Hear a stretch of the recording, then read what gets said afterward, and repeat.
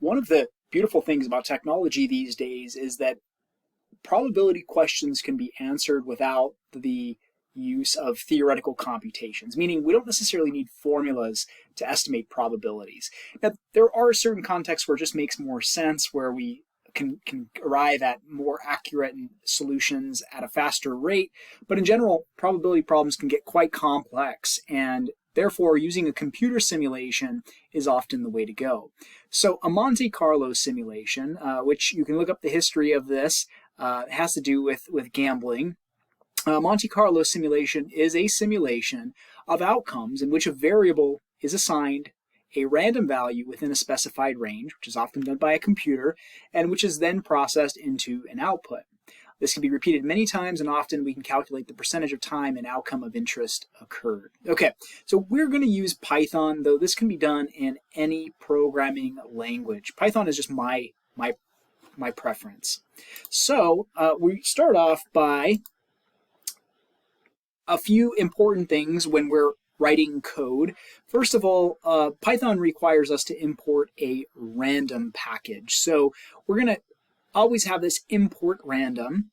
And then what we could do with that is we can call x equals random, the name of the package, dot random, which is the name of the function. And that function is going to return a value between 0 and 1. So it's just going to be some value between 0 and 1. Okay, it could be anything in that range. In fact, it usually is not anything exact in the way that we're used to it. So let's just say we run this one time and then we print the value of that output. Well, in this case, that value came out to 0.3169 and so on. So this by itself is technically an output, as we're describing in the Monte Carlo, but it's not necessarily a useful one unless we give it some context. Now we can use this to simulate something like a coin toss. Let's say that if x is less than 0.5, then we call it heads, and if x is greater than or equal to 0.5, we call it tails.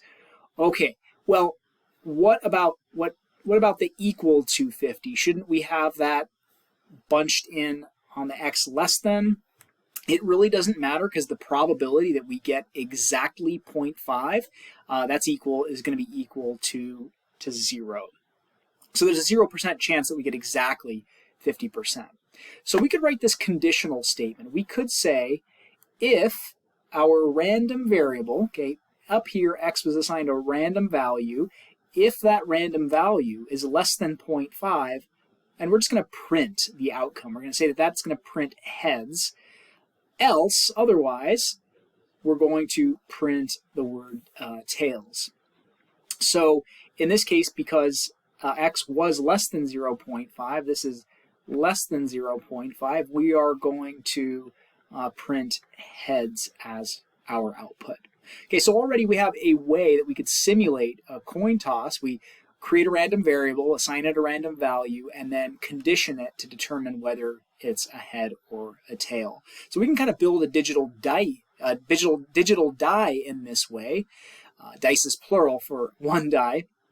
But again, this by itself is not entirely beneficial. What we want to be able to do is run something over and over again to see what happens after many instances. For example, are we going to get 50% heads and 50% tails if we repeat this many times? So in coding practices, we have something called a for loop, and a for loop is just a loop that does something over and over again. Now it has a start value, and by default, that's going to be a 0 index in Python and an end value. First, the starting index is set. Every instruction in the body of the loop is executed. The starting index is increased by 1, unless we make it otherwise. And again, every instruction in the body of the loop is executed. This repeats until we reach the end value. In Python, the loop does not execute for the end value. So what I'm going to do here, the way I write this is I say for whatever that index is going to be. I can assign it any name that I want. This could be for index. I could write out the word. I just happen to use the letter I. For I in range 4. Okay, so that means that I is going to take on the values, start at 0, 1, 2, 3, and then once it hits 4, it's not going to execute again because of the way Python is built, so it will stop at 4. So range 4 will start us at 0 up to 3. And then the instructions after this colon and the indent, notice the indent here. We always have to indent after, even when we have if, we have to indent a tab. After the else, we have to indent a tab. We write print I. Okay, well, that's just going to print the index. And so what happens is that I is assigned the value 0. Okay, now we run it. So the instructions say print the value of I. So it prints 0. Now once we've done that, we come back up to the top. I goes from 0 to 1. And now again, we print the value of I, which is 1. Come back up to the top. I increases from 1 to 2. Each time checking to see that it's within the range, prints 2.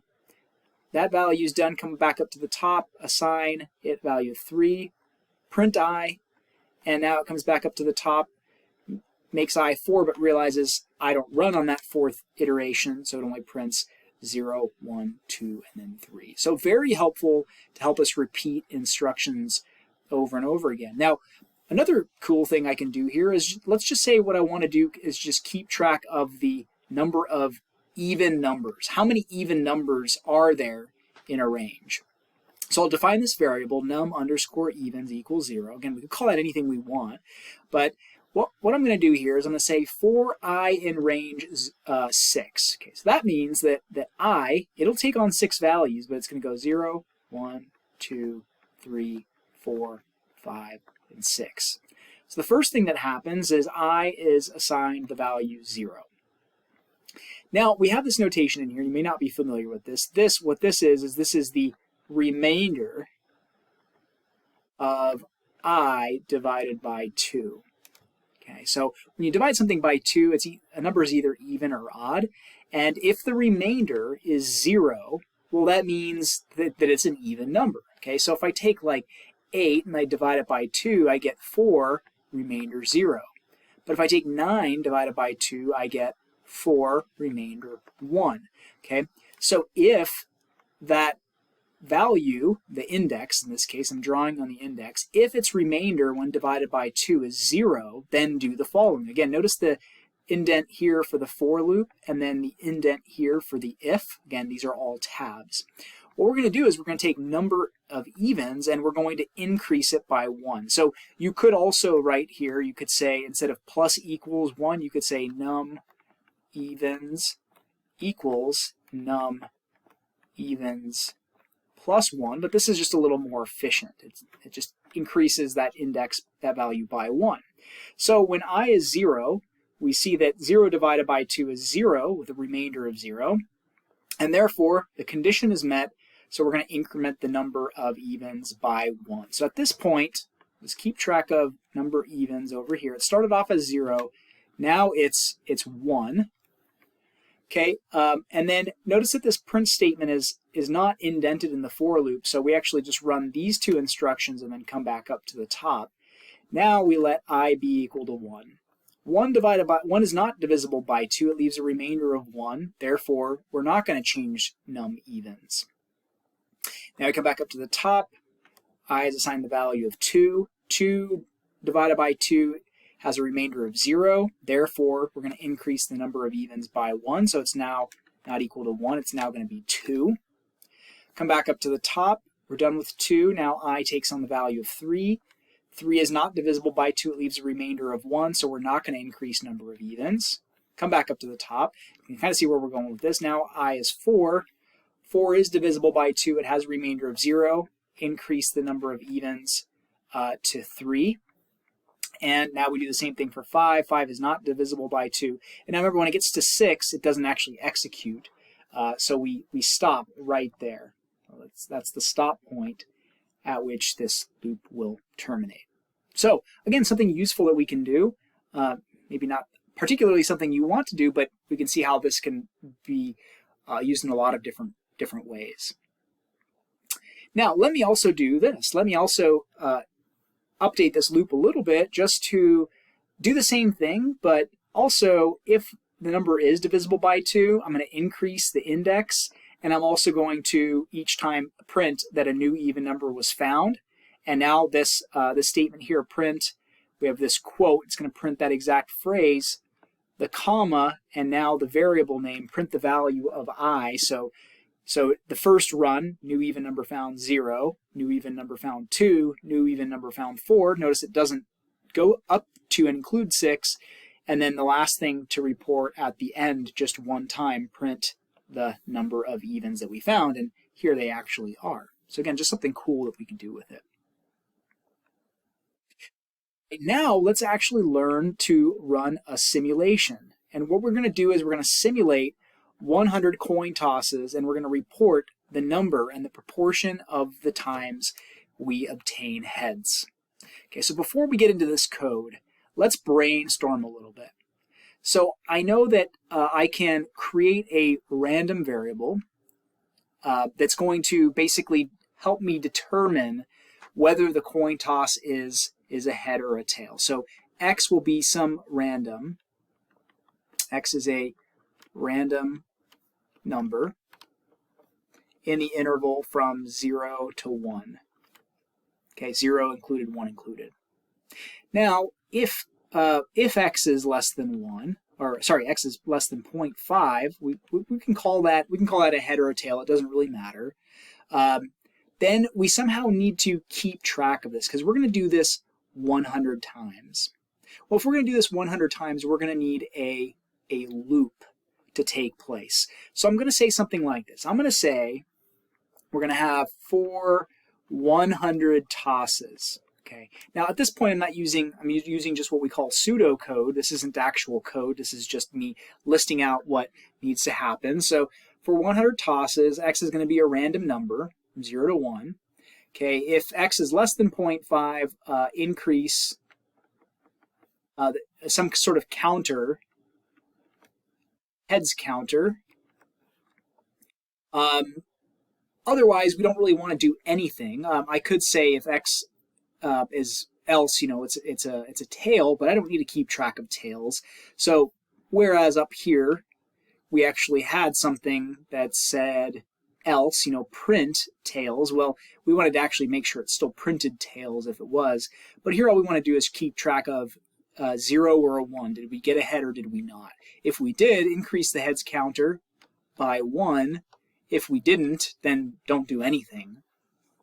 And now we want to repeat this over and over again, and at some point we want it to report the number and the proportion of times you obtain heads. So we want to print the heads counter, and we also want to print the heads counter divided by 100. Okay, that will give us the proportion. This will just give us the number of heads. So here we go. I'm going to call this counter, I'm going to call it num underscore heads, and I'm going to set it equal to 0. I have to give it a value to start. Now, as we said with the for loop, what you call this index doesn't really matter, but I'm going to call it toss because each time this loop runs, it's going to execute one toss, and this is just for me to know that each iteration, each broadcast of this loop is going to constitute one toss. And then I'm going to say for toss in range 100. Now, yes, this will go from 0 up to, but not including 100, so it'll actually go to 99. But since we're counting 0, that's actually 100 instances. So you don't really need to worry about the index so much here because we're not actually going to reference toss at all. We're just going to have it do something each time. Specifically, we said let x be a random number. So here we're saying x is a random number, random.random, close parenthesis, assign it to this value x. Now, if x is less than 0.5, number of heads plus equals 1, so this is going to increase the heads counter by 1. Finally, okay, notice the indent on these, right? That's indented. The if is indented, but then after any colon, we're going to have a double indent. This will automatically take place in Python. And then what do we want to do? We want to print, and I just print the phrase number of H, number of heads, colon, so I know that the first number is just the number of heads, and then print, quote, proportion of H, end quote, comma, num underscore heads divided by 100.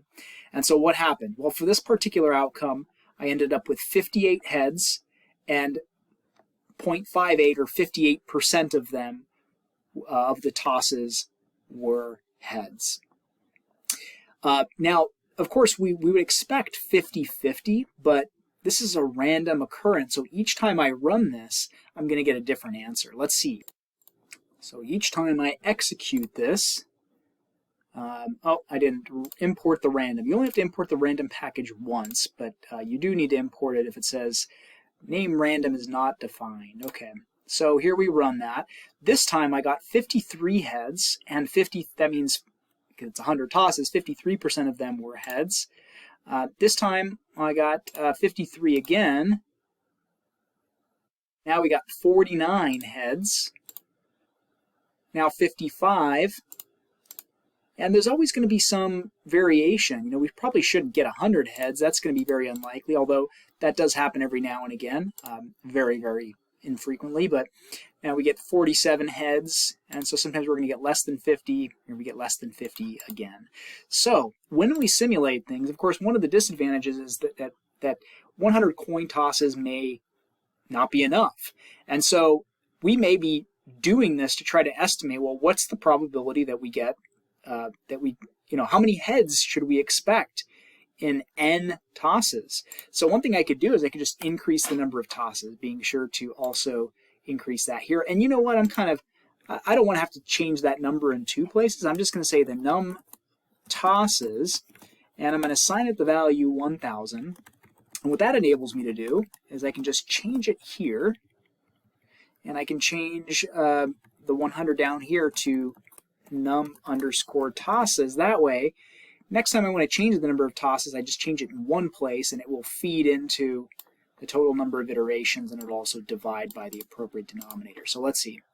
So this time, 506 heads, which is 50.6% of the tosses. So now we should start seeing more of that 50% emerge. Again, same answer that time. 47.9% of the tosses. Let's make it a little bit bigger and see if, how close we can get to that expected 50%. Okay, now I'm getting to 3 decimal places. And you can see now we're, 50%, but we're always going to have a little bit of variability. And the only way to close that gap in our percentages is to really make the tosses much larger. So now notice that, we're spot on to one decimal place, we're right at 50%. And we should start seeing more and more of those where, again, to the nearest percentage, we're at 50%. And so this illustrates one of the challenges of working with simulations, is that how much is enough? We're not seeking to address that here, we're just learning how to write the simulations. Okay, well, now we can also ask a question like, let's say we want to simulate 1,000 trials, and we're going to have 2 tosses in each trial. And what we want to do is we want to report the percentage of times. So we're going to have 1,000 trials. Each trial will have 2 tosses. So yes, it's 2,000 tosses, but it's 2 tosses at a time, repeated 1,000 times. I want to report the percentage of times that no heads appeared, exactly 1 head appeared, and 2 heads appeared.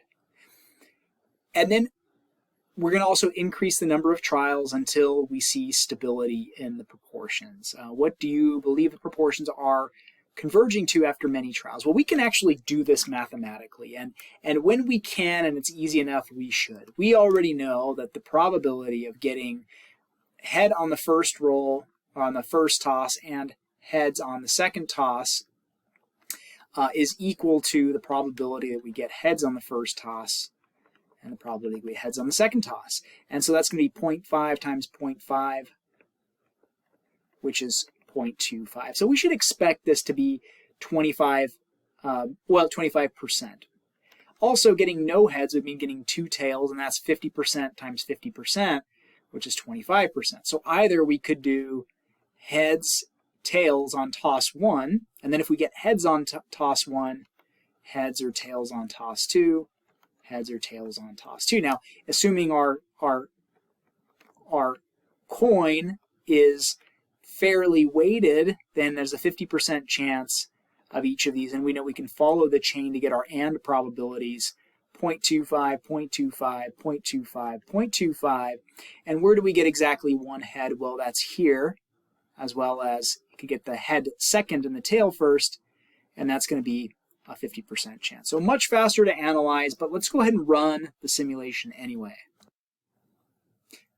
So once again, I'm just going to go ahead and show kind of the code for this, and then in examples 3 and 4, we're gonna build them from scratch so we can I can demonstrate, help to see what the thought process is going to be. The only major difference here is that I'm going to define the number of trials like we just did towards the tail end of the last example. I'm going to say, okay, let that be 1,000, and then I'm going to keep 3 different counters. Okay, and there's multiple ways to do this, and we can even optimize this and make this a little bit smarter. But let's just go with kind of the brute force method. We'll keep track of the number of instances in which we get no head. So this is tails, tails. 1 head, this will be a counter to keep track of tails, heads, or heads, tails. 2 heads will just be the outcome, heads, heads. Now again, the simulation is already kind of futile because we know the answer, just like we did with the 1 coin toss. But the only difference is now each trial, for trial in the range of the number of trials, we'll have 1,000 trials, and we're going to keep 2 random variables, toss 1 and toss 2. We'll assign toss 1 random.random and toss 2 random.random, and they're not going to be the same values. They'll be 2 distinct values, at least they're not going to be the repeats of one another per se. And then we're going to put a condition. If toss 1 is bigger than 0.5 and toss 2 is bigger than 0.5, well, that's going to be the situation where we didn't get any heads, where we got both tails. And so we're going to increase the tails counter by 1. Now we'll have this elif statement, which basically means else if, and not the same thing as else. Elif is used if you have another condition you want to check. Elif toss 1 is greater than 0.5 and toss 2 is less than 0.5. Well, that means that we got tails, heads, and this set of parentheses here is for that 1 and condition, but I now want or the situation where toss 1 is less than 0.5, that's a head, and toss 2 is greater than 0.5, that's a tail, close parenthesis. And if that happens, increase the 1 head counter by 1. Otherwise, well, the only other outcome there is that we ended up with 2 heads, so I don't need to put a elif statement there because that means everything else should just get bucketed as becoming 2 heads. We'll increase that counter by 1. Okay, now we can print the no heads counter, the proportion of times we got no heads, by taking no head divided by num trials, exactly 1 head divided by num trials, and to print 2 heads divided by num trials. And when we run this, at least the first time, I obtained 27.2% of the time we got no heads. That's opposed to the 25%. This is the empirical value. The mathematical, theoretical value is 25%. So we're a little off, but we're in the ballpark. We got exactly 1 head, almost twice as often as we did no heads, and similarly for 2 heads, we got about 25%. So as I go to simulate this, here's the simulation, and if I run this again 1,000 times, well, that time I got pretty close to 25, 50, 25, and I can run that as many times as I want, and we're always hovering right there. But to make it more accurate, let's do 1,000 trials. And there we're a lot closer to 25, 50 to 25. And as I run this more times, we will get more decimal places, but we'll see more stability in those percentages. Now it's also going to take a little bit more time to execute. Turns out this isn't the best way to run randomizations using these big loops, but introducing these concepts plenty sufficient to get us to do that. Let's run it. What would that be? 10 million times, I think. Okay, now it's going to take them, there's going to be a little bit of a lag the greater these number of trials gets, but you can see we're now at about 25, 50, 25, right on the money, or at least as close as we want to get. Now, as just a kind of a description of how you would do this for a large number of trials, instead of creating a loop that runs 10 million times, you could actually create a vector of values that's 10 million by 1, and that could potentially increase the speed because rather than having to wait for one trial to end before populating the outcomes for another trial, if you imagine vectors that kind of just get those outcomes all at the same time using what we call parallel processing, it could become a lot faster. But we're not going to do that or worry about that here. So now let's work on these more interesting questions where now we have to sort of think through the process and construct a mathematical model out of a description. Suppose you play a game against a very wealthy person. You have a bankroll of $100, so that's what you can spend, and your opponent has a bankroll of $1 million. The game is simple. 2 dice are rolled. If the sum of the 2 rolls is, no more than 10, so 10 or less, you win $10. However, if the 2 dice sum to more than 10, you lose $50. Okay, so a couple of things are going to happen. We're gonna roll the die, and here are some outcomes. We can actually list out these possibilities. So I'm going to keep track of first and second die roll just to help us visualize this. This might not be necessary, but just to see what's happening here. We're tossing 2 dice. This can be thought of as roll 1, and the columns as roll 2. And then within this little table, we can actually see what the sums are. Okay, so we know that the sum can be no bigger than 12. That would occur if we roll double 6s. And then we could get 1 plus 1 is 2, 1 plus 2 is 3, 4, 5, 6, 7. Now we do 2 plus 1, which is 3, 4, 5, 6, 7, 8, 2 plus 6. And then we'd have 4, 5, 6, 7, 8, 9, 5, 6, 7, 8, 9, 10, 6, 7, 8, 9, 10, 11. These are just the sums of the row that we're in and the column that we're in. So like this 10 is rolled a 5 and then a 5.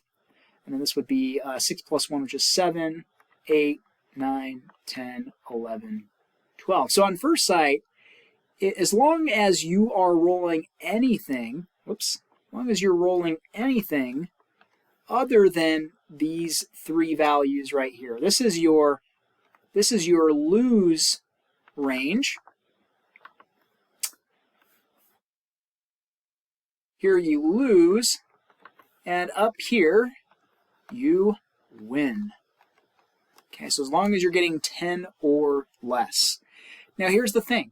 The question is not how much can you expect to win or lose, but let's say you go on for 30 rounds of the game. And the question is, what is the probability that you still have money in your wallet after 30 rounds of the game?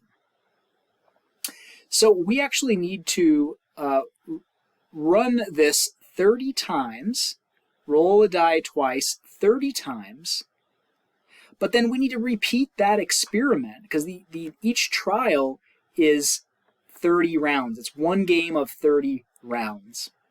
And then we basically need to, for each of those 30 rounds, determine whether or not we ran out of money. If we did, then we'll have a counter that will say you ran out of money. If we didn't run out of money in those 30 rounds, we would say, we would not increase that counter, and then we'd keep track of the total number of trials we have.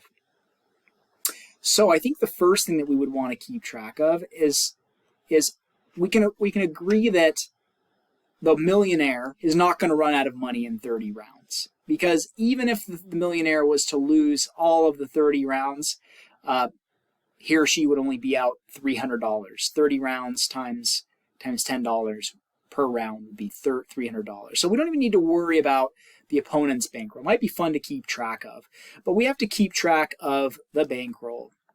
Okay, so we'll have bankroll equals 100. Okay, now let's just write a sequence or an algorithm to roll the die twice and repeat that 30 times. So I'd have something like this. I'd have four I don't know, maybe we can call it trial, or we'll say 4 tosses, since we're going to do 2 tosses, in 30 tosses, 30 trials. And then we want to keep track of, did you run out of money or not? Well, first of all, we're going to need to toss the coin, roll the die twice, excuse me. So how do we simulate a die roll? Well, there's a couple of different ways we could do that. We could think about the 0 to 1 scale. I'm going to draw a little kind of tape diagram here, and this is 0 and this is 1. Now, I know that the random number that comes out will be between 0 and 1. I know there are 6 equally likely outcomes of a die, so I could actually break this thing up into sixths, and then I could say basically, you know, this is 1/6, 2/6, 3/6, 4/6, 5/6, and 1, and I could give these conditions that if, you know, the die roll is if the number is between 0 and 1/6, then it's a 1. If it's between 1/6 and 2/6, excuse me, it's a 2, 3, a 4, a 5, or a 6 if it's between 5, 6, and 1. That's kind of a lengthy loop to have to write. It turns out there is a randint function as well, which I'll show you. And let's try that out. Before I demonstrate that, I'll just write it out. It's randint, and what that does is produces a random integer uniformly, meaning that every integer has an equally likely chance of occurring. So we could actually use this for a coin toss as well, and this is sort of the start and the end. So for a coin toss, we could do randint. Well, 1's the smallest value, 6 is the end value, and that will do exactly this same thing here. If this were a coin toss, we could just say generate a 1 or a 2, and if it was a 1, it's heads. If it's a 2, it's tails. So that would work as well, or even 0 and 1 if we wanted to do it that way. Okay, so that will make things a little bit easier.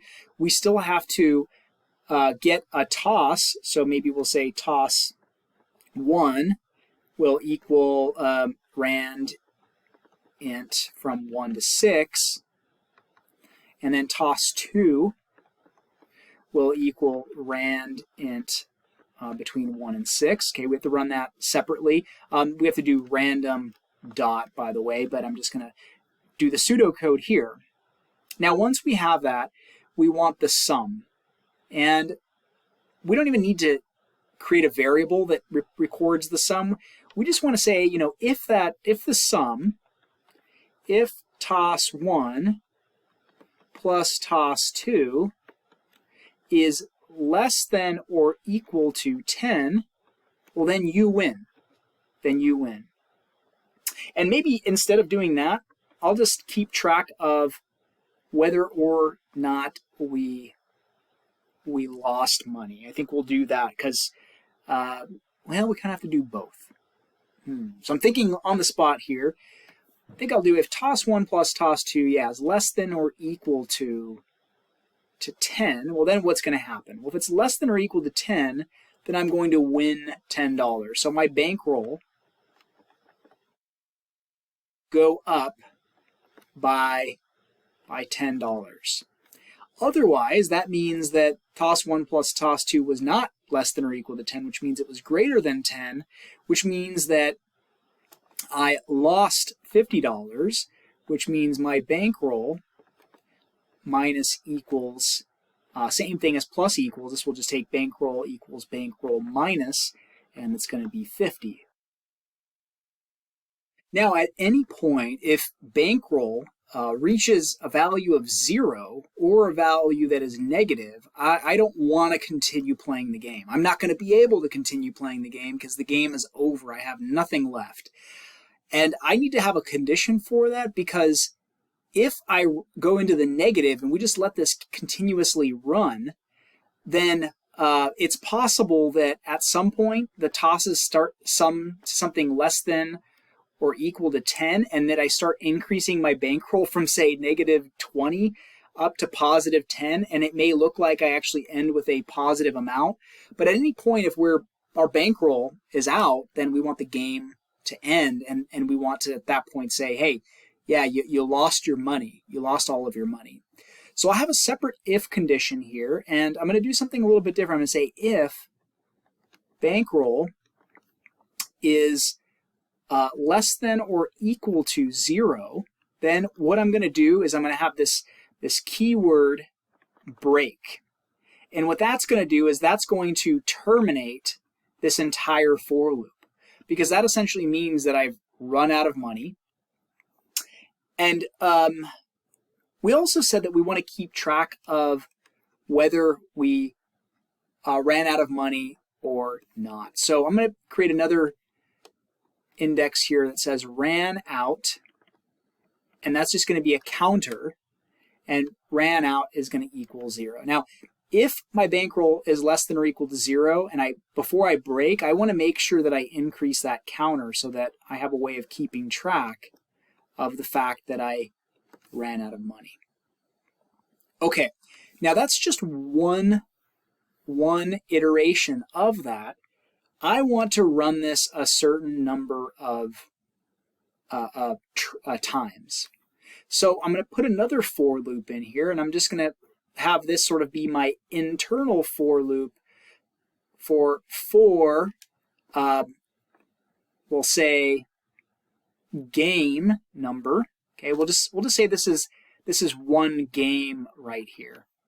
So for game in range, and we can play this game as many times as we want. So we'll just say, something like num games, and maybe up here we'll have a constant num games that we'll start off. We'll just play this game 100 times, and then we can change that, and that will be exactly what we need to run. So we've now created a mathematical model for this game. So first game starts, we toss 30 times, we play 30 times, toss 1, we record a random integer between 1 and 6, toss 2, random integer between 1 and 6. If the sum of the tosses is smaller than or equal to 10, we get $10. Otherwise, we lose $50. And if ever our bankroll goes 0 or negative, we've busted. And we have this ran out of money counter. We're going to increase that by 1. At some point, what we probably want to print is the probability that you still have money. So that's going to be, well, I said ran out. So since I said ran out, I think we're going to have to do ran out divided by the number of games, right? Because you can run out as many times as you play the game. But we want to do 1 minus that, because that's the percentage of times that we ran out. 1 minus that will tell us the percentage of times that we still had money left. Okay, so let's go ahead and code this. Here I have that code almost identically to the way we had it written down, with the exception of the tosses has to be in range of 30, and then toss 1, random.random 1 to 6. Same thing for toss 2. If the sum of the tosses is less than or equal to 10, increase the bankroll by 10, otherwise decrease the bankroll by 50. If the bankroll becomes 0 or negative, we ran out, increase the ran out counter, break, get out of that loop. We don't want to continue playing the game. Otherwise, we could end up becoming going into the positive again. We're going to print the empirical probability of having money. Empirical just means the experimental. 1 minus ran out divided by number of games. So when we run this, well, it looks like out of 100 times, or actually I ran this 1,000 times, but same kind of idea, only 1 out of 1,000 times did I actually run out of money by 30 trials. Okay, if I do it 100, it looks like 100% of the time I still had money at the end. 100%, 100%. Again, I could increase the number of times we play this game to get a better approximation. You see that it's really, there's a really good chance that we still have money, even if we played these 30 rounds 10,000 times, then we're hovering there right around 100%. Now, occasionally that will not be 100%, but you see we're getting pretty consistent 100%. So it doesn't look like we're going to run out of money. That doesn't necessarily make it a good game, though, either, because the question was not, is this a good game to play? It just means you're not going to run out of money, but it doesn't necessarily mean that you're going to end up with more than what you started with.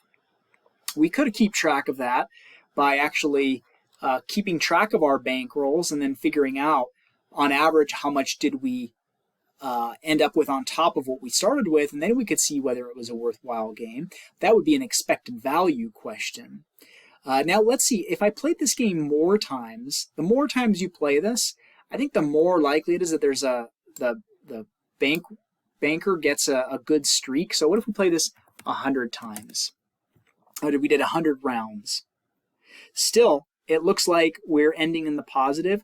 And this should intuitively make sense to us because the majority of the time, 33 out of 36 times, we're going to win. Right? That's what this problem boils down to, which, again, this could be one of those problems that could be done without simulation, but it's more fun, I think, to build these simulation problems and more robust in that situations where you can't compute it, you can still build this model. And so here we see that 3 out of 36 times we lose, which is 1/12. So 11/12, 11 out of every 12 rounds we win, 1 out of 12 rounds we lose. Well, that means that, yes, occasionally you could, lose $50 in your first 2 rounds, for example, and be out of money, but that'll happen 1/12 of 1/12 of the time. So 1 out of every 144 trials, we expect to get one complete loss of hand, loss of bankroll. But most of the time we're winning, and if we win 11 times, that's that's $110 for every one time that we lose $50. So I think we're making money on this game, but it is still possible that we could lose both hands beginning or within the first few rounds of the game and be out of money completely. So perfect example of where simulation can be used. It turns out that this is an expected value problem, and if 33 out of 36 times or 11/12 of the time, I'll use 11/12 of the time I gain $50, and then 1/12 of the time I lose $10, backwards, gain $10, lose 50, then you can do the math on this. 11/12 of 10 minus 1/12 of 50, my average value will be that I'll be per round I'm expected to on average win some amount of money. So 11/12, that's 110 minus 50 divided by 12.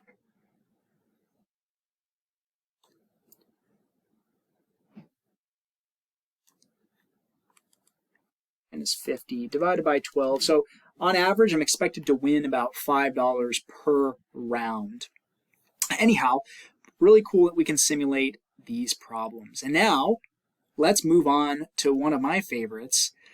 Suppose you have a 4-inch by 4-inch square, which is broken up into 4 2-inch by 2-inch regions by drawing perpendicular lines, so like in this picture below. So we have these 4 2 by 2 squares. So this whole square here is 4 inches by 4 inches, and that's broken up into these little 2-inch by 2-inch squares. Okay, suppose you have a coin that has a radius of 0.125 inches. Imagine you toss this coin and it lands somewhere on the 4 by 4 square. So for example, that coin can land right there, or it can even land right there, or right in the center, or it can even land on the edge. Assume it can even land on the edge of the 4 by 4 square. What is the probability that it lands on any one or more of the 4 borders where 2 or more of the 2 by 2 squares meet? I didn't draw the red lines, but let's go ahead and do that now. Here, what's the probability that it lands anywhere on these 2 red lines? Well, that's interesting. It's a kind of a geometry problem. And so it makes sense that we would want to toss a coin. But we don't care about which side it lands on. We care about where it lands. We know that this coin, it has a radius of 0.125. So 0.125 in every direction relative to the center, which means it has a diameter of 0.25 inches, which is 2 times the radius, which is equal to 2 times the radius. Okay, so when this thing lands, in order for it to land on one of these red edges, it would need to be the case that some part of the coin is overlapping the red line. Now, how do I model where I throw this coin? Well, I think what I can do is I can imagine a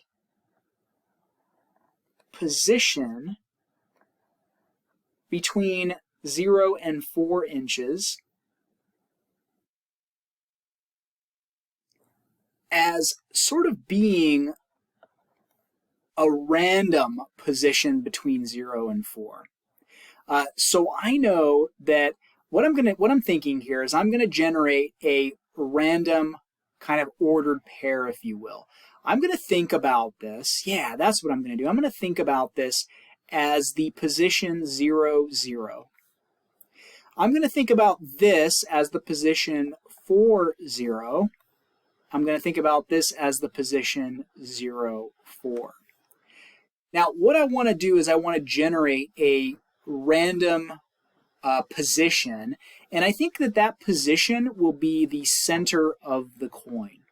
So, center of the coin, random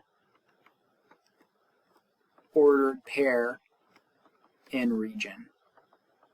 Okay, so I'm going to model that, and not a perfect model, but it'll do. And there's the 0.44. Okay, so somewhere within this region I need to create random ordered pairs. Well, how am I going to do that? Well, I think that what I can do is I can say let x, the x position, be a random. I don't want to do a random integer because we're dealing with something that has a radius that is not an integer. So I'm going to generate a random number. Now I know that that random number could be somewhere between 0 and 1, but I want it to be somewhere between 0 and 4. Now if you get a 1 and you multiply it by 4, you get 4. And if you take 0 and you multiply it by 4, you get 0. And if you take 0.5 multiplied by 4, you get 2.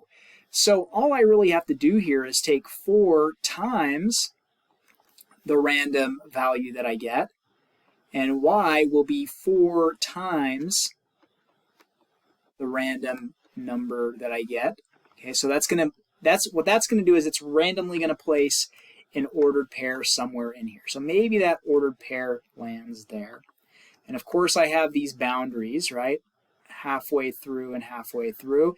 And then what I need to do is I need to think about all the points that are within the correct radius.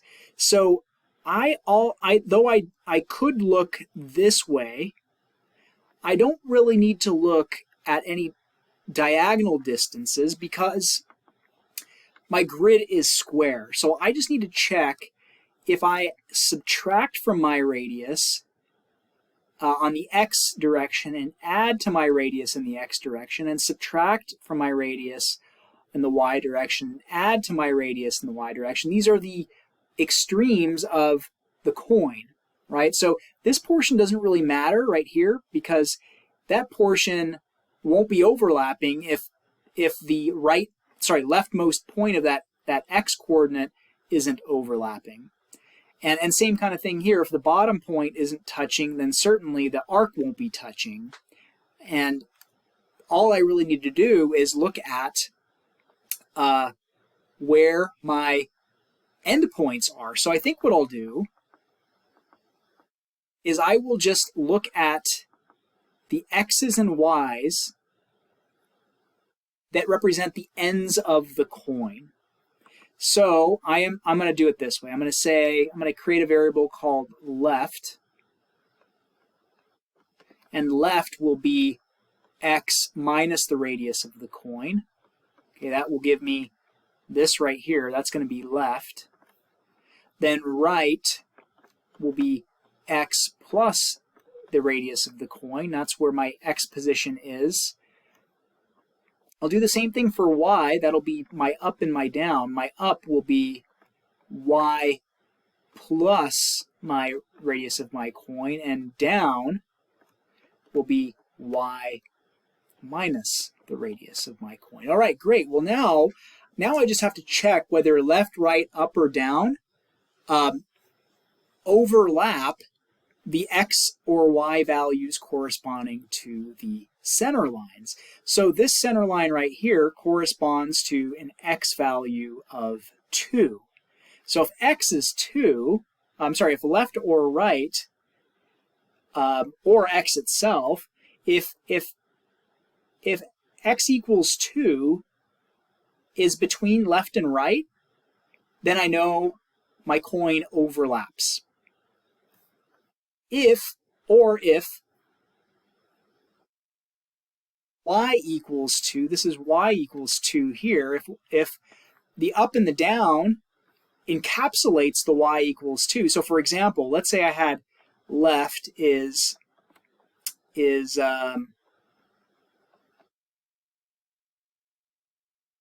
we'll say 1.875, and right is 2. I'm trying to make this realistic because we know that the coin has a diameter of 1/4 of an inch.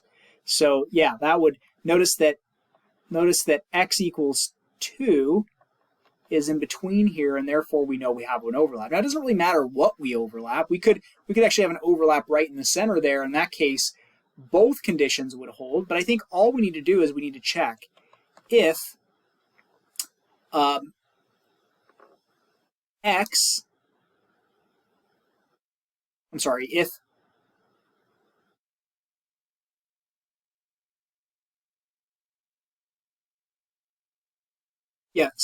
if 2 is between the left and the right, or if 2 is between or including the up and the down. Okay, down is going to be less than the up, so I'll say down and up. Okay, so if 2 is between the left and the right, or it's between the down and the up, that means we have a hit. Oh, well, that probably makes sense to create some sort of variable that'll keep track of this. So let's do that. Let's keep track of a variable.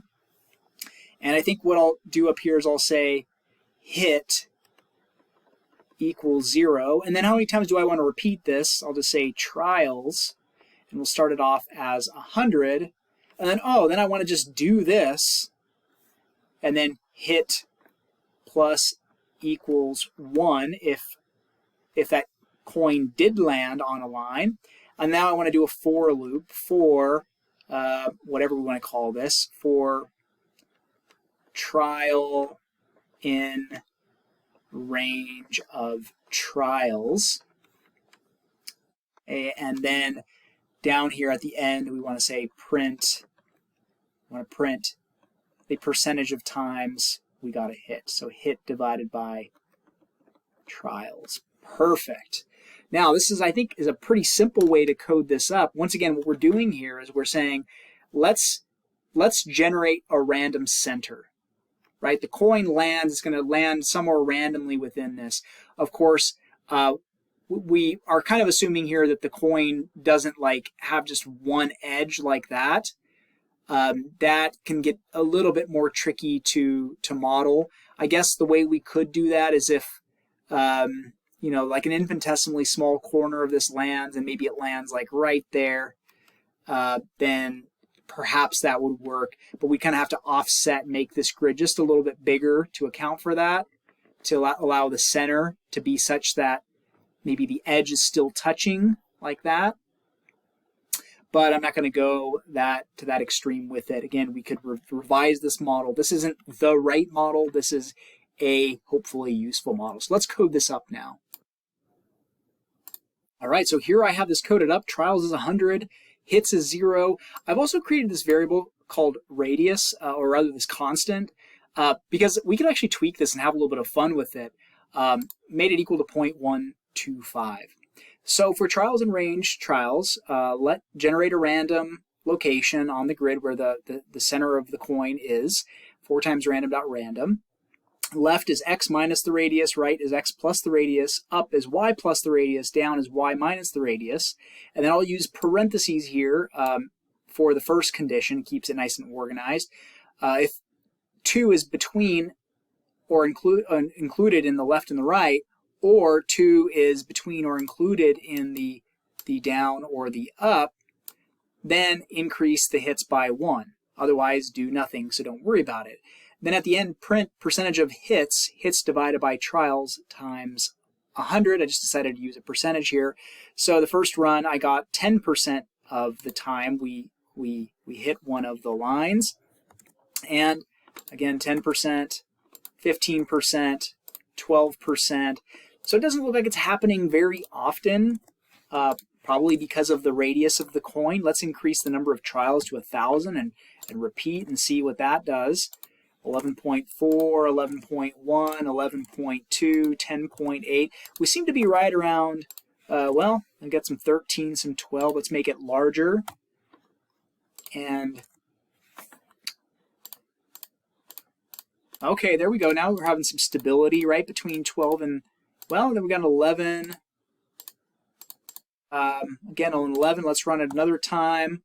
Now we have 100,000 trials, 12.098, 11.891, 11.967, 12 point. So we can see that it's right around 12%, maybe a little bit higher than 12% chance. Again, we can make this bigger to try to achieve some more stability. It's going to take a little bit longer now. 12.16, 12.07, 12.15. You can see that we're right there, right around 12.1 something. Seems to be pretty stable. If I run this 10 times more, or a multiple of 10 times, by a factor of 10 times more, then let's see what I get. 12.09553, so right around 12.1%. Now something interesting that we could try here is, just to verify that this makes sense, if the radius were larger, we would expect to get a higher percentage of hits.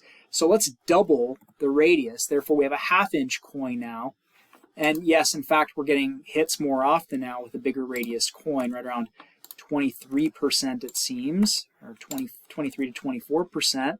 If I made the radius bigger, 0.5, well, that's, yeah, now we're really getting there. So we have a 1-inch coin. Now, here's the thing. If I made this into a 1-inch radius, that's a 2-inch diameter coin.